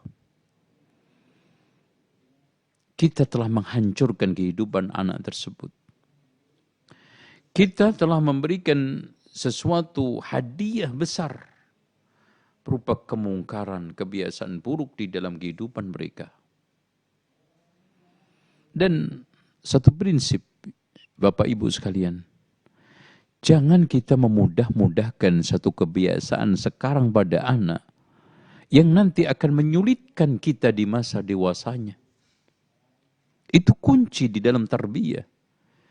Itu hal yang harus kita perhatikan bersama-sama. Jangan kita memudahkan sesuatu, kebiasaan yang nanti menyulitkan kita di dalam mendidiknya, meluruskannya di masa dewasa. Jangankan dewasa, baru SMP saja sudah sulit untuk kita kendalikan. Apalagi SMA, apalagi di masa perguruan tinggi dan menikahnya. Dan kita semuanya tahu bagaimana dampak game. Dari mulai dampak kesehatan, dari mulai jasmaniahnya, dari mulai finansialnya, bahkan ada orang yang sampai mendapatkan tagihan puluhan juta karena game online. Belum lagi keterlibatan pada perjudian, belum lagi keterlibatan di dalam hal-hal yang kaitannya dengan kemungkaran pada majelis itu. Nah, nanti efeknya dia malas sholat, dia kurang perhatian kepada orang tua, kurang konsen terhadap komunikasi perintah orang tua, dan yang tidak kalah pentingnya gagal belajar, kurang perhatian, kurang semangat di dalam belajar dan di dalam bersekolah, dan ini semuanya adalah menghancurkan masa depan mereka. Dan ini yang diinginkan oleh lawan-lawan Islam. Ya, mereka tidak bisa menghancurkan secara fisik. Mereka tidak bisa menghancurkan, menghilangkan umat ini dengan perang. Dan mereka tidak di dalam sejarah. Belum pernah ada keberhasilan total yang ditempuh oleh lawan-lawan Islam, kaum kufar di dalam menghancurkan umat Islam secara perang.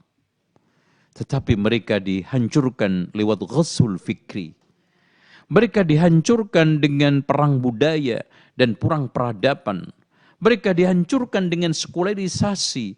Mereka dihancurkan dengan liberalisasi. Mereka dihancurkan dengan teknologi. Teknologi yang mereka memang berangkatnya berpijak dasarnya. Mereka mengatakan ilmu sains teknologi adalah bebas nilai. Mereka tidak merasa berdosa, semua itu mereka lakukan. Teknologi menghasilkan peperangan, teknologi menghasilkan kejahatan, teknologi menghasilkan kriminalitas, dan teknologi menghancurkan dan mendatangkan dekadensi moral. Mereka nggak peduli semuanya, karena di dalam pandangan Barat, sains teknologi adalah bebas nilai. Di dalam Islam tidak ada satu ilmu yang bebas nilai. Bahkan yang ada, sains itu adalah bebas untuk dinilai siapapun. Kita takar dengan agama kita, kita takar dengan din kita, syariat kita, dengan budaya kita, dengan peradaban kita yang bersumber dari Al-Quran dan Sunnah. Itu yang benar. Mudah-mudahan anak-anak kita, generasi kaum muslimin dan seluruhnya kader-kader bangsa agama ini terselamatkan dari berbagai macam fenomena-fenomena yang menyimpang, dekadensi moral dan juga penghancuran moralitas dan akhlak anak kita. Wallahu a'lam bishawab. Barakallahu fikum Ustadz atas jawabannya yang sangat bermanfaat.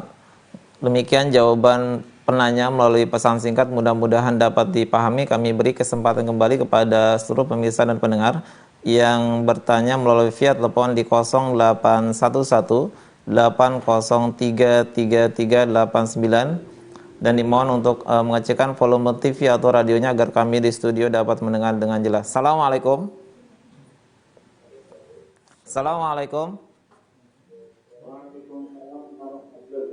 Iya, dengan Bapak siapa, dari mana?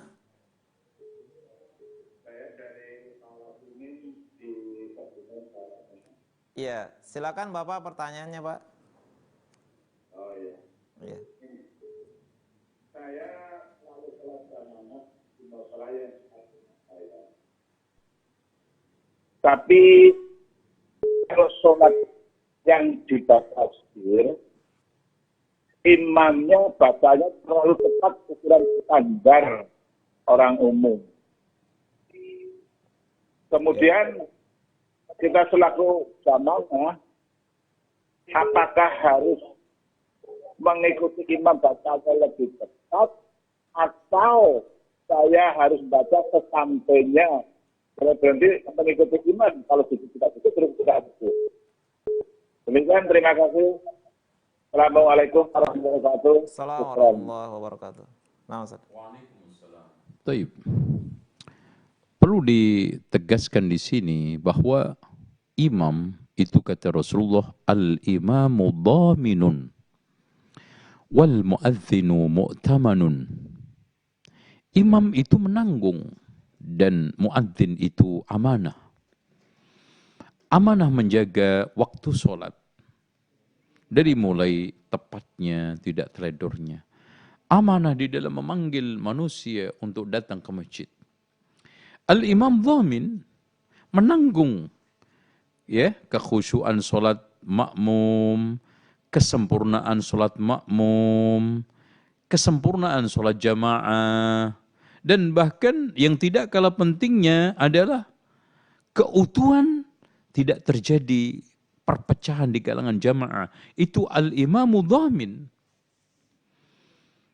Makanya kita tidak boleh melakukan sholat jamaah setelah sholat jamaah karena memecah belah jamaah.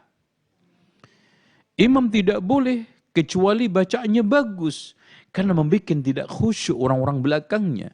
Kalau bacaannya belepotan, kalau bacaannya itu cacat dalam tajwid dan makharijul hurufnya bermasalah.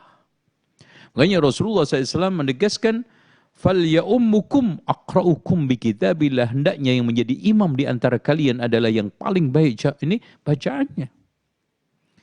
Bukan hanya yang paling bagus alias tartil dari sisi cepat tidaknya. Dari sisi makhraj, ketepatan di dalam membaca huruf-huruf.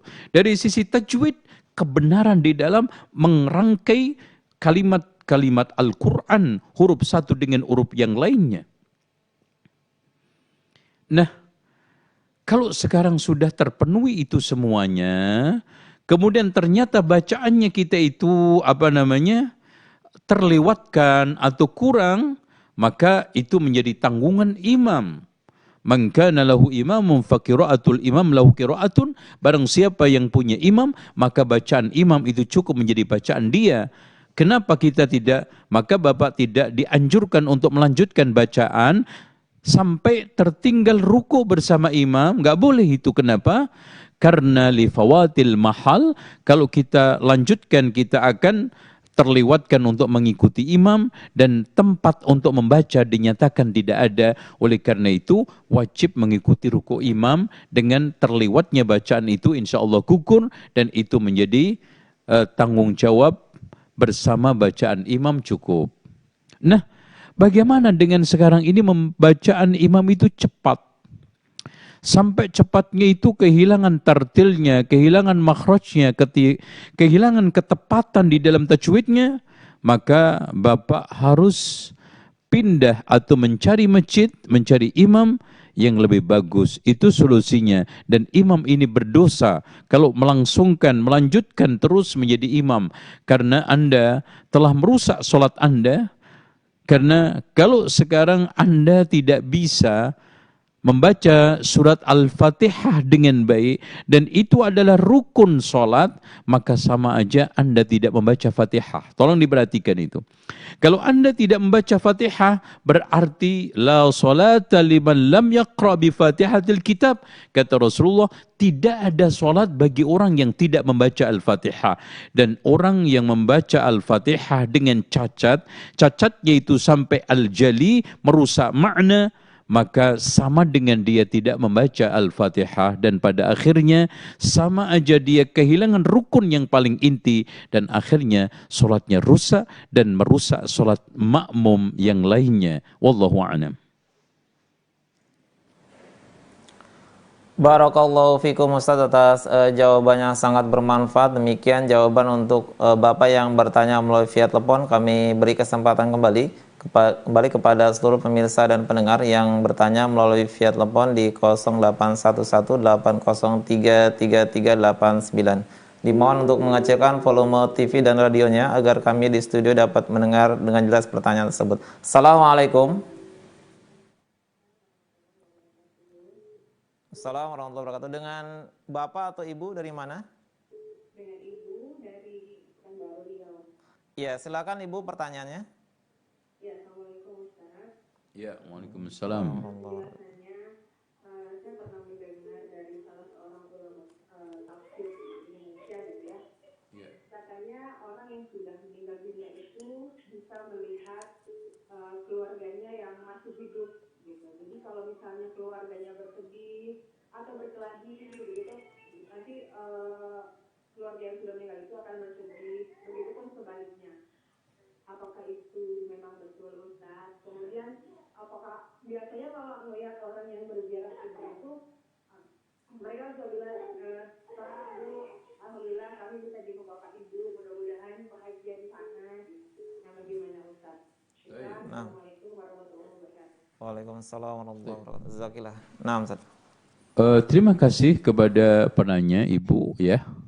Perlu diketahui, sudah pernah saya sampaikan pada beberapa minggu lalu, kemungkinan adanya kontak antara orang hidup dengan rohnya orang yang mati. Ya.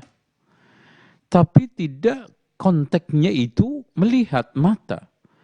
Kalau kita membaca hadis-hadis, ayat-ayat dengan saksama, yang kontak itu adalah pendengaran.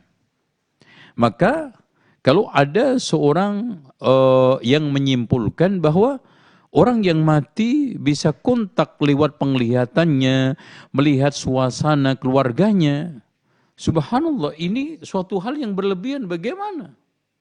Gitulah. Tapi kalau kita membaca hadis-hadis Rasulullah SAW, itu yang ada adalah pendengaran, ya. Di antaranya Rasulullah SAW mengatakan, "Idza wudi'al mayyitu fi qabrihi wansarafa an-nasu sami'a qur'ani ni'alihim." Jika mayit sudah diletakkan di kuburannya, kemudian manusia berpaling, maksudnya pulang, maka dia mendengar. Nah, kan gitu. Itu. Begitu juga Rasulullah SAW ketika menanyakan musyrikun perang Badar, ya kan gitu.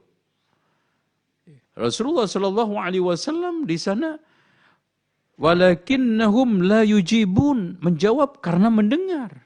Mereka sebetulnya mendengar, tapi tidak bisa menjawab.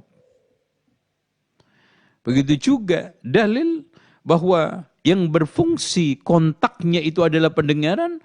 Rasulullah SAW ketika ziarah kubur menganjurkan kepada kita, Assalamualaikum ya ahlad diyar minal mu'minina wal muslimin wa inna insyaallah bikum lahikun nas'alullah lana walakumul afiyah. Karena mendengar. Ya. Makanya ketika ada suatu polemik tentang masalah mayit itu mendengar atau tidak, atau hal-hal yang kaitannya dengan mayit, Allah mengatakan apa? Innaka la tusmi'ul mauta. Itu. Walaupun yang dimaksudkan al-mauta di sini adalah kufar.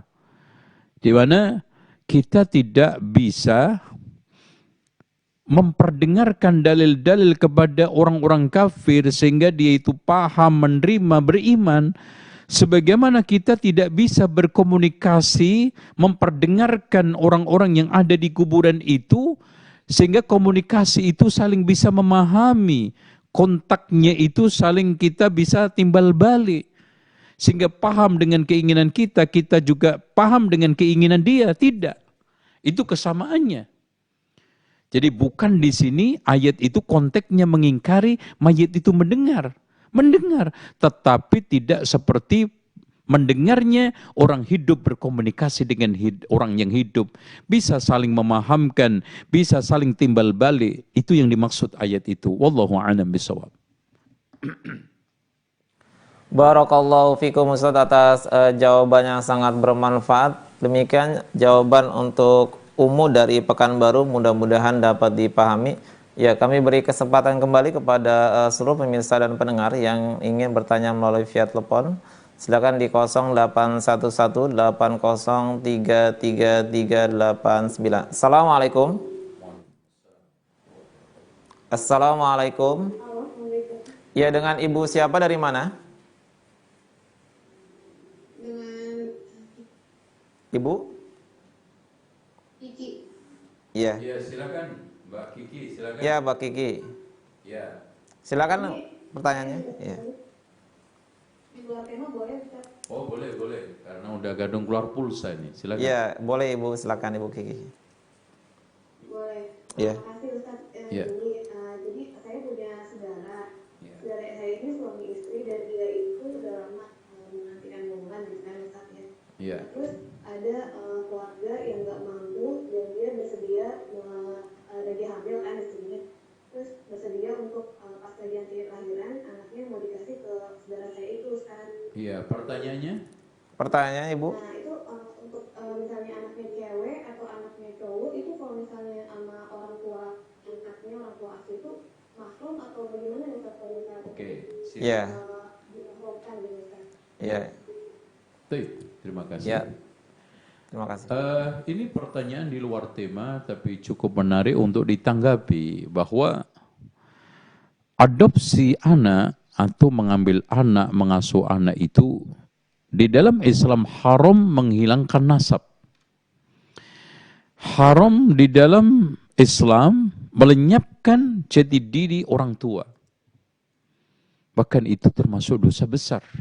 Menisbatkan anak kepada selain orang tuanya. Di dalam hadis Rasulullah SAW disebutkan.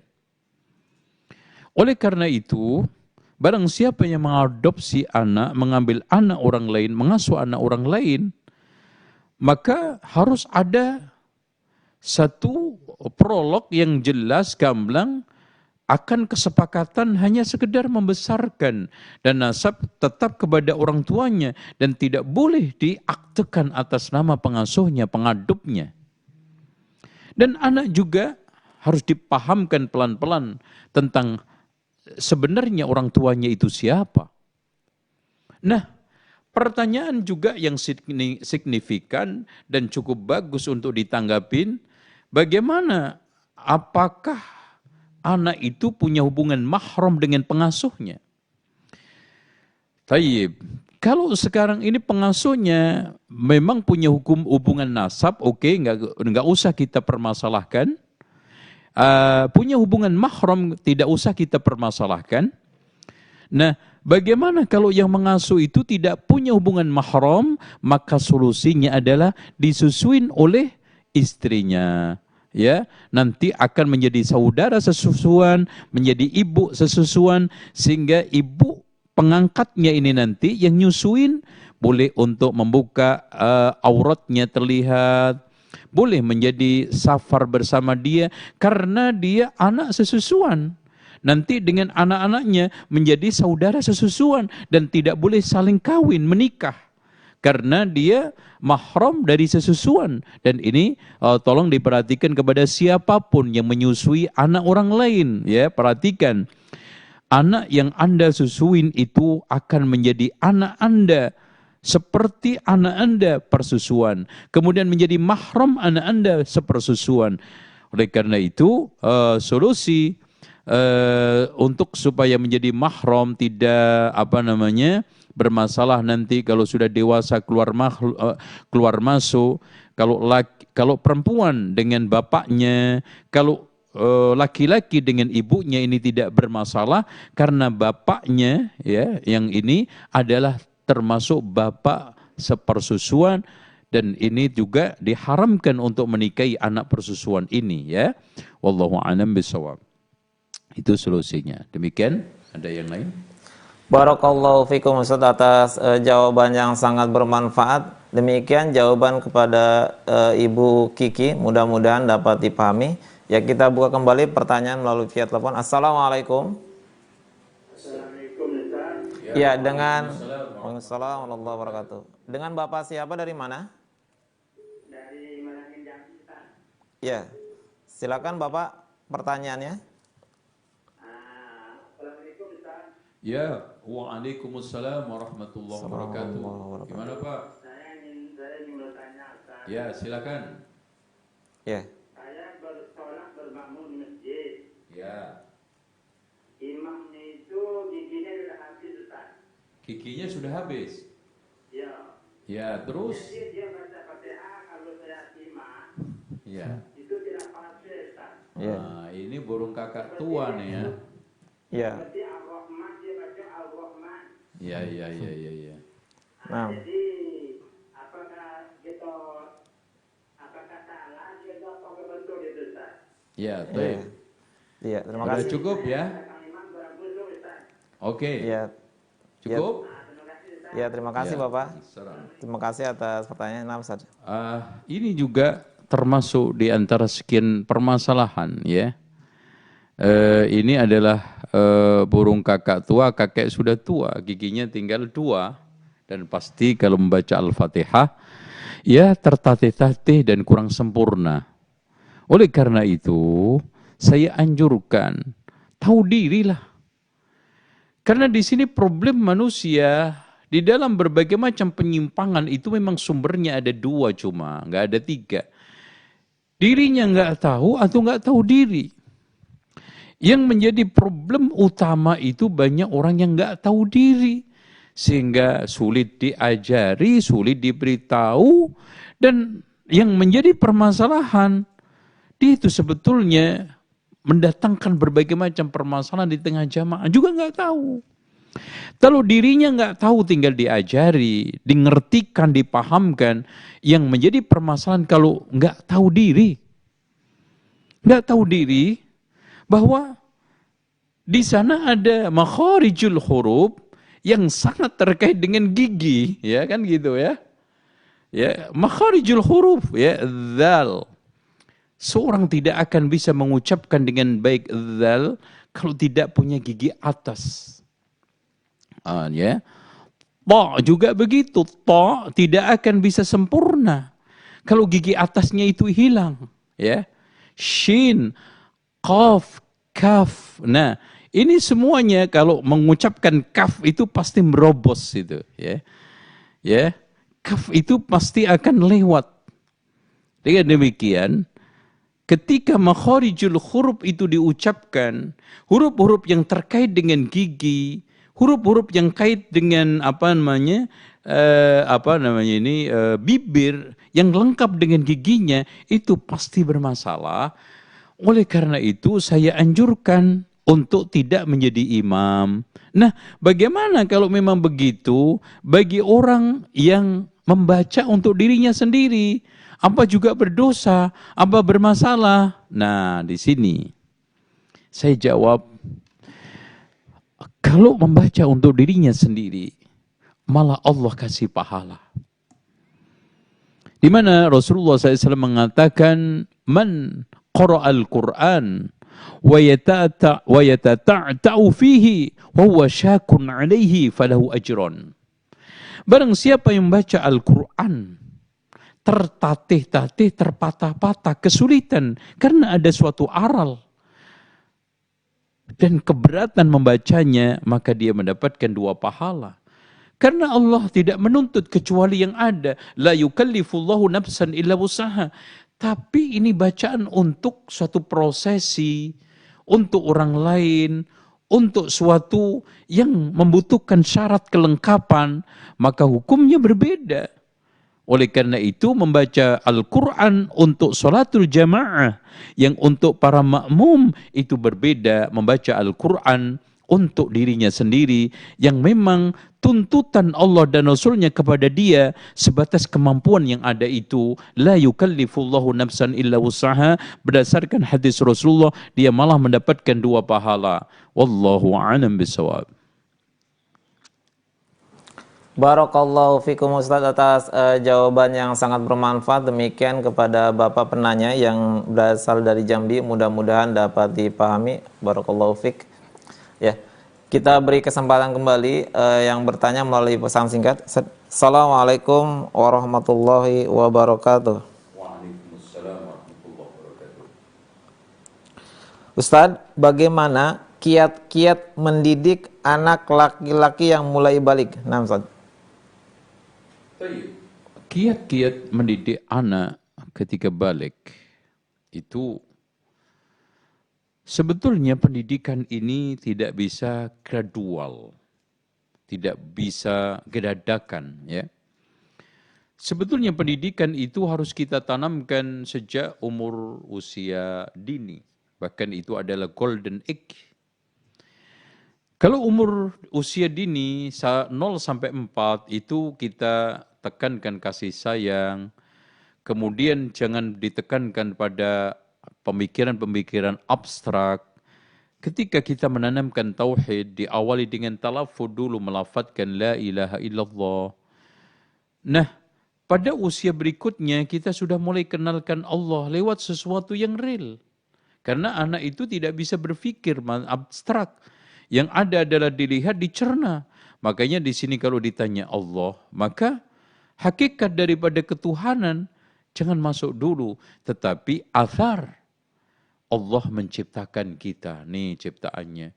Allah memberi rizki kepada kita, nih rizki datang dari Allah.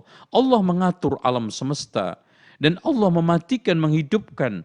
Kita tanamkan kepada anak-anak kita. Ketika ada orang yang mati, ini meninggal, Allah yang mewafatkan, dia kembali kepada Allah. Makanya kita harus mengatakan, inna lillahi wa inna ilaihi raji'un. Kemudian kita ajarkan sholat, tadi sudah kita jelaskan, menginjak umur 7 tahun. Nah, apa yang ditekankan pada umur 15 tahun, umur balik, adalah hal-hal yang terkait dengan hukum-hukum balik. Dari mulai anak perempuan tentang masalah haid, nifas, tentang masalah rumah tangga, anak laki-laki juga begitu, mimpi basah, keluar mani, mandi junub. Ini harus kita perkenalkan kepada mereka. Kehidupan-kehidupan. Nah, perkara-perkara yang abstrak kaitannya dengan tauhid, rububiyah, uluhiyah, asma wa sifat sudah kita tanamkan. Kenapa? Karena dia sudah sampai kepada umur berpikir abstrak, ya. Menalar sesuatu, berpikir tentang sesuatu. Makanya keimanan sudah mulai kita tanamkan. Iman kepada Allah, malaikat, kitabnya, rasulnya, hari akhir, dan takdir. Dan tidak kalah pentingnya adalah kita ajarkan hal-hal yang terkait dengan larangan-larangan yang sudah harus dihindarkan. Hubungan mahram kita kenalkan, khalwah kita jelaskan, ikhtilat, ya, hubungan batasan laki dengan perempuan, kalau laki lain perempuan lain bagaimana, perempuan mahram bagaimana, dan termasuk pengajaran tentang aurat, ya kan gitu. Aurat laki sejauh mana ketika sama suami istri, ketika sama mahram, ketika sama orang lain. Perempuan juga begitu, kita ajarkan aurat laki, perempuan suami istri bagaimana, perempuan dengan mahramnya bagaimana, perempuan dengan perempuan juga bagaimana, dan yang tidak kalah pentingnya, perempuan dengan orang-orang kafir, perempuan dengan laki ajnabi, dan juga perempuan ajnabiyah. Ini harus kita sudah jelaskan, tuntaskan kepada mereka. Inilah fardu ain yang kita ajarkan kepada mereka yang usia balik, ya. Wallahu a'lam bishawab. Barakallahu fikum Ustaz atas jawaban yang sangat bermanfaat. Demikian jawaban kepada ibu atau bapak yang bertanya melalui pesan singkat, mudah-mudahan dapat dipahami. Alhamdulillah, tadi adalah pertanyaan terakhir karena kita dibatasi oleh waktu. Kami mohon maaf kepada seluruh pemirsa dan pendengar yang bertanya melalui pesan singkat, karena sangat banyak sekali pesan singkat yang sudah masuk. Kami belum bisa jawab secara keseluruhan karena waktu yang sangat sedikit. Kami insyaallah subhanahu wa ta'ala kita dapat bertemu kembali di kajian yang akan datang, dan semoga Allah subhanahu wa ta'ala memberikan kita kesempatan untuk dapat bertemu kembali di kajian yang akan datang. Demikian bisa kami sampaikan. Silakan kepada Ustaz untuk memberikan kesimpulan kajian pada siang hari ini. Nah. Alhamdulillah, kita sampai kepada penghujung kajian, dan semoga Allah Subhanahu wa ta'ala ajarkan kepada kita ilmu-ilmu yang bermanfaat dan menjadikan ilmu yang kita pelajari hari ini bermanfaat. Intinya, pada kajian pertama ini dalam Ahkamun Nisa, Imam Ibnul Jauzi menekankan utama pertama adalah hukum sholat.